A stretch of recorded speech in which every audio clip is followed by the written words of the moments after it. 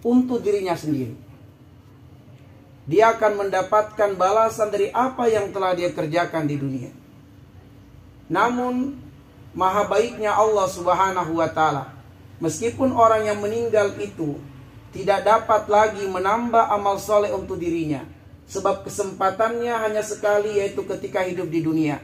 Ketika seseorang meninggal dunia, dia nggak bisa lagi menambah amal soleh untuk dirinya sendiri.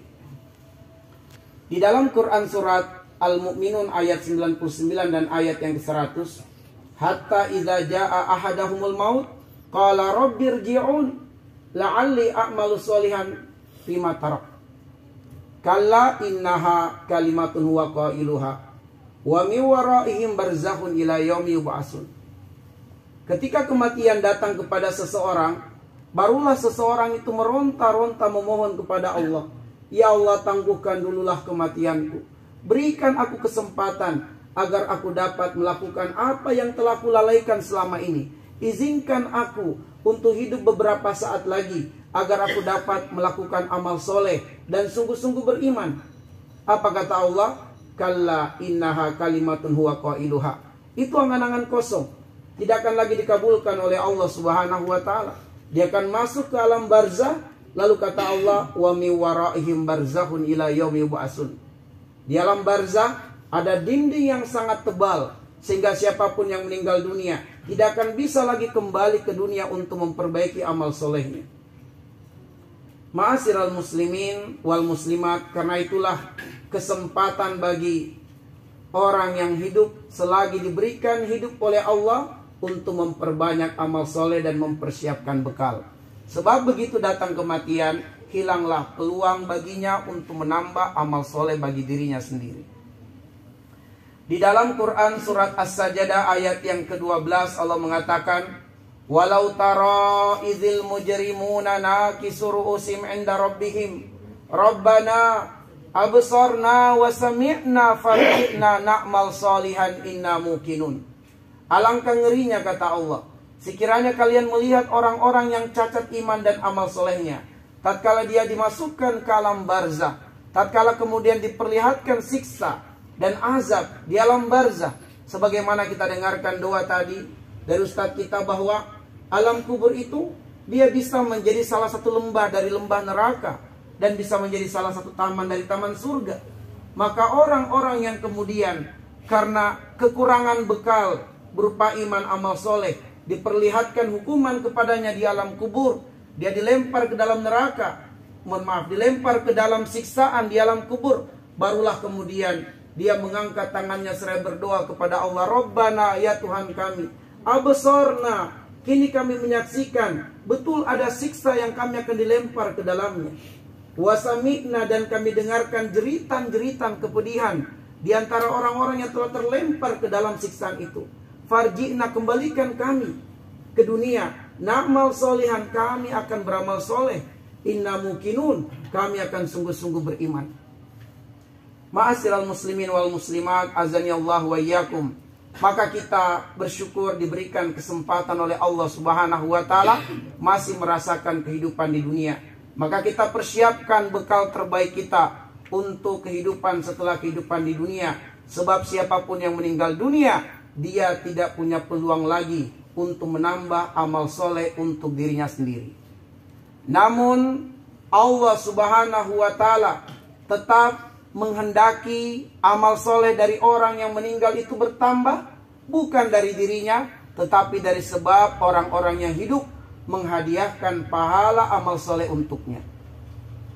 Karena itulah kemudian kita sebagai orang-orang yang hidup tetap bisa berbuat baik kepada orang-orang yang meninggal dunia. Dengan apa? Menghadiahkan amal soleh untuknya. Meskipun tidak semua amal soleh dapat dihadiahkan kepada orang yang meninggal, tetapi ada banyak amal soleh yang dengannya kita bisa berbuat baik kepada yang meninggal dunia. Karena itulah untuk menyampaikan amalan-amalan apa saja yang dapat kita hadiahkan kepada orang-orang yang meninggal dunia, untuk memudahkan kita mengingatnya, kami pilih sebuah akronim, yaitu sayangi dia. Sayangi dia. Sebab salah satu bentuk kasih sayang kita kepada orang yang meninggal adalah kita hadiahkan pahala amal soleh untuknya. Sebab sekali lagi, dia sudah tak dapat lagi menambah amal soleh untuk dirinya sendiri. Kecuali pertama, kita mau menghadiahkan amal soleh untuknya. Dan itu adalah bentuk sayang kita sebagai orang yang hidup kepadanya. Ada juga cara yang lain, yaitu amal jariyah apabila dia memiliki amal jariyah. Dan amal jariyah itu ada 3 kata Nabi SAW. Yang pertama adalah sedekatun jariyah. Apabila dia sebelum meninggal dunia melakukan suatu amalan jariyah, yaitu sedekah jariyah. Mungkin dia ada tanah lalu diwakafkan untuk masjid, diwakafkan untuk pesantren, atau diwakafkan untuk kegiatan-kegiatan keislaman, kegiatan dakwah. Maka selagi kegiatan-kegiatan keislaman, dakwah dijalankan di atas tanah yang dia wakafkan, maka pahala terus mengalir kepadanya. Atau dia memiliki waladan solihan, dia memiliki anak yang soleh, taraka waladan solihan. Dan kata para ulama bahwa apa perbedaan antara ibnun dan waladun? Yang membedakan adalah ibnun itu adalah anak biologis, sedangkan waladun tidak mesti bermakna anak biologis, bisa bermakna anak psikologis, atau bisa bermakna anak spiritual. Yaitu mungkin saja seseorang tidak memiliki anak, tetapi dia senantiasa menyantuni yatim. Dia senantiasa memberikan bantuan kepada santri-santri Quran. Maka dengan demikian dia memiliki anak-anak ideologis, anak-anak spiritual, anak-anak psikologis. Sehingga kemudian pahala tetap akan mengalir kepadanya meskipun dia tidak memiliki anak biologis yang terus berdoa untuknya. Dan kemudian dia mungkin tidak memiliki anak biologis atau juga mungkin tidak ada harta yang diwakafkan, tetapi dia memiliki ilmu yang diajarkan kepada banyak orang, yang dengan ilmunya itu terus diajarkan dan diajarkan sehingga pahala akan terus mengalir kepadanya. Ma'asyiral muslimin, azanillahu wa iyyakum ajmain. Kita fokus kepada hadiah amal soleh yang kita berikan kepada keluarga kita atau sahabat kita yang meninggal dunia. Dan tadi kita pilihkan sebuah akronim, sayangi dia. Sebab wujud kasih sayang kita sebagai orang yang hidup kepada orang yang meninggal dunia adalah kita hadiahkan untuknya amal soleh. Sayangi dia. Setiap huruf dari kalimat inilah yang kemudian menjadi poin-poin amal soleh yang dapat kita hadiahkan kepada Allahu Yarham. Yang pertama adalah S, yaitu sedekah atas nama yang meninggal dunia. Semua ibadah harta yang hukumnya sunnah dapat diatasnamakan kepada yang meninggal dunia. Maka ayo kita bersedekah kepada kita niatkan untuk orang yang meninggal dunia, kepada jalan-jalan yang Allah ridhoi. Apakah kita bersedekah di masjid, kita bersedekah di panti-panti asuhan, kita bersedekah di rumah-rumah Quran, atau di jalan-jalan yang Allah ridhoi, kita niatkan untuk yang meninggal dunia, pahalanya akan sampai kepadanya. Dan apabila kita bersedekah atas nama orang yang meninggal, maka sungguh kita telah memberikan hadiah yang besar untuknya. Karena cita-cita terbesar dari orang yang meninggal dunia, andaikan diberikan kesempatan hidup oleh Allah, dia akan bersedekah. Dan itu disebutkan di dalam Quran surat Al-Munafiq ayat yang ke-9. Nah, ma'asyiral muslimin wal muslimat, azanillahu wa iyyakum ajmain. Lalu kemudian yang kedua adalah amalkan puasa qada untuknya. Mungkin saja Allahu Yarham, sebelum meninggalnya dia mengalami atau menderita sakit. Dan karena sakitnya dia tidak menjalankan kewajiban ibadah puasa. Dan juga mungkin belum ditunaikan atau dibayarkan fidyah ketika dia dalam kondisi sakit, sehingga dia meninggal dalam keadaan ada hutang puasa. Maka hendaknya kita sebagai ahli warisnya atau keluarganya bisa menghadiahkan pahala, yaitu dengan kita amalkan puasa qada untuknya. Kemudian yang ketiga, yaitu Y, Ya Allah, ampunilah. Yaitu hendaknya kita sebagai orang yang hidup terus berdoa untuknya dan memohonkan ampunan kepada Allah untuknya. Doa insya Allah sampai kepadanya dan istighfar kita sampai untuknya. Kita selalu berdoa kebaikan untuknya agar diluaskan kuburnya, diterangi kuburnya, dilipat gandakan amal solehnya, dan diampuni dosa-dosanya. Kita beristighfar kepada Allah untuknya. Ya Allah, ampuni dia, ya Allah, rahmati dia. Kemudian A adalah hendaknya kemudian kita amanahkan haji dan umroh dalam bentuk badal haji atau badal umroh. Ketika Allah yarham diberikan kelebihan oleh Allah, kemampuan rezeki misalnya, tetapi dia belum menjalankan kewajibannya, yaitu menyempurnakan rukun Islamnya yang kelima, maka hendaknya kemudian kita hadiahkan pahala haji untuknya, atau kita hadiahkan pahala umrah untuknya dalam bentuk badal haji atau badal umroh.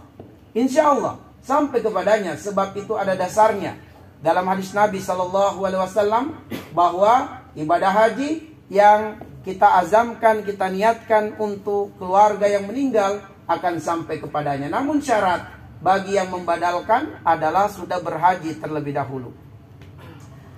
Kemudian ma'asyiral muslimin azani Allah wa iyyakum, selanjutnya adalah N, yaitu niatkan kurban untuk yang meninggal dunia di hari kurban. Jadi kita bisa menghadiahkan pahala kurban kepada yang sudah meninggal.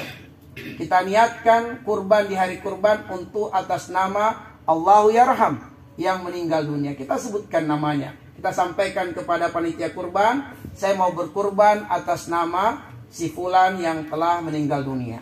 Sehingga insya Allah yang meninggal dunia akan mendapatkan pahala kurban. Kemudian G-nya adalah hendaknya dengan G-nya itu adalah,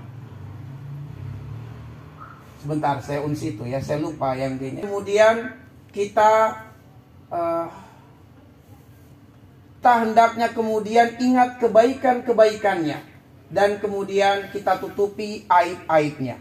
Ingat kebaikan-kebaikannya dan tutupi aib-aibnya. Kenapa? Salah satu doa yang diajarkan oleh Allah di dalam Quran surat Asy-Syu'ara di ayat yang ke-84 adalah waj'al lisana sidqin fil akhirin.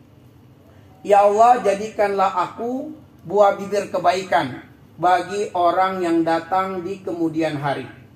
Jadikanlah aku buah bibir kebaikan bagi orang yang datang di kemudian hari. Nah, hendaknya kemudian kita sebagai orang yang hidup menyebut-nyebut kebaikan dari almarhum. Jangan kita menyebutkan keburukan-keburukannya.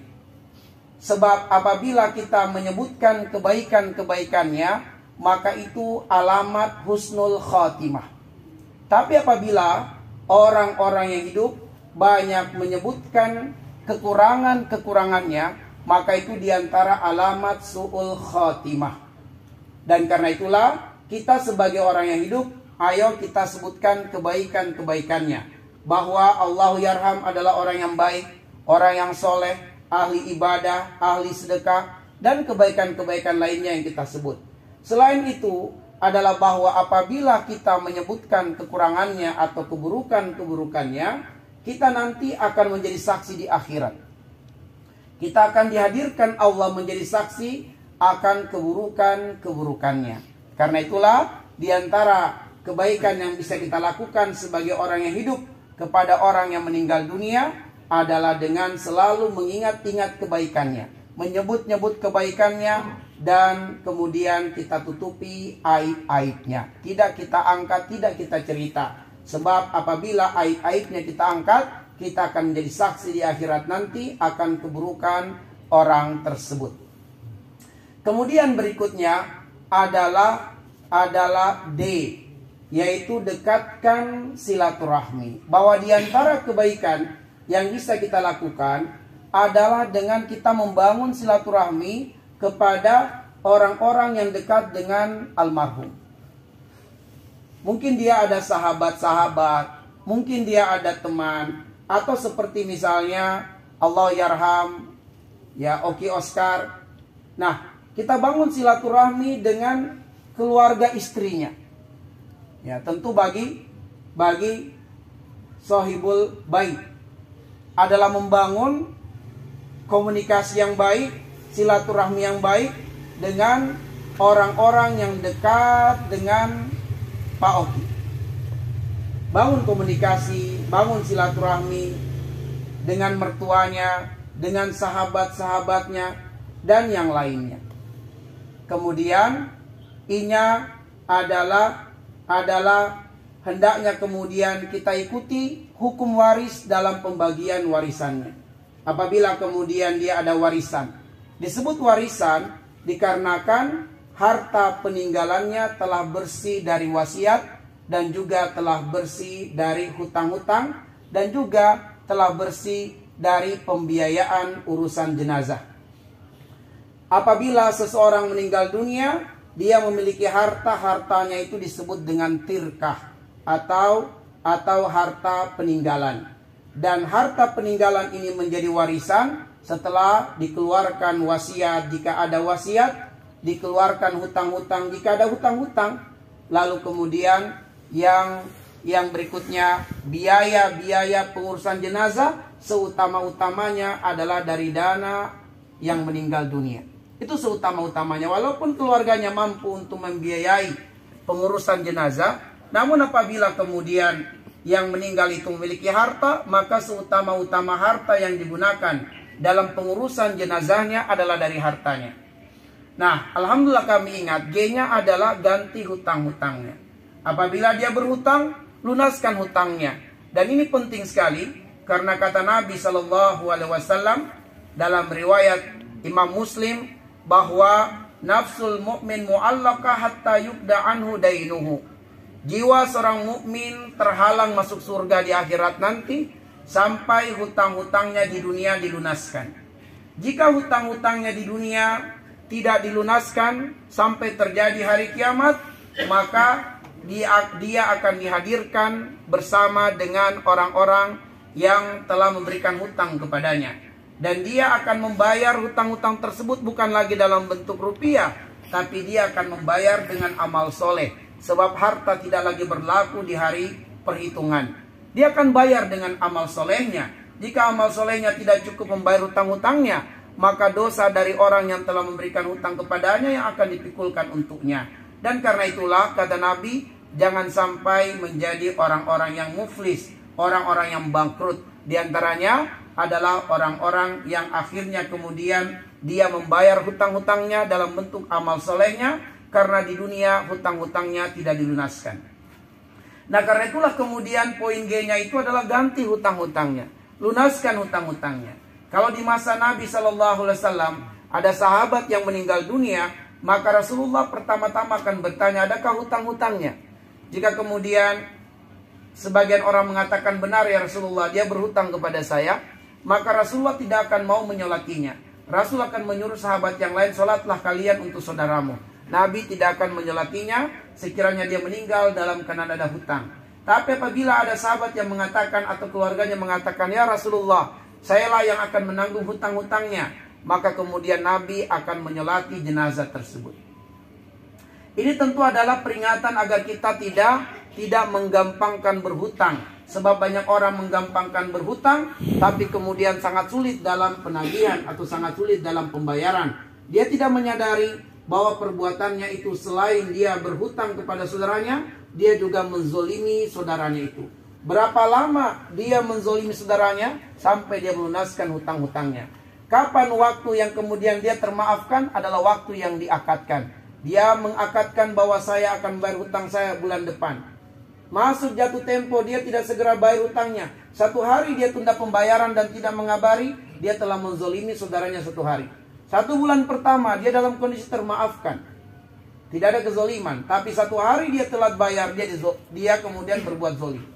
Hari kedua dia tidak mengabarkan, juga terjadi lagi kezoliman untuk 2 hari. Ada yang sampai berhutang 10 tahun, maka dia menzolimi saudaranya 10 tahun. Bahkan orang yang memiliki piutang ini, dialah yang sibuk mencari orang yang berhutang. Dialah yang kemudian direpotkan dan disusahkan maka bertambah lagi kezolimannya. Lalu orang yang memiliki piutang ini kapok, nggak mau lagi memberi pinjaman kepada orang lain. Karena pengalaman dari beberapa orang yang berhutang padanya tidak dikembalikan, maka akhirnya orang yang berhutang tadi yang pertama ini, dia menghalangi rezeki orang lain. Akhirnya dia melakukan banyak kezoliman. Menzolimi pemilik hutang atau piutang. Yang kedua, menzolimi hak orang lain. Menzolimi keluarga piutang.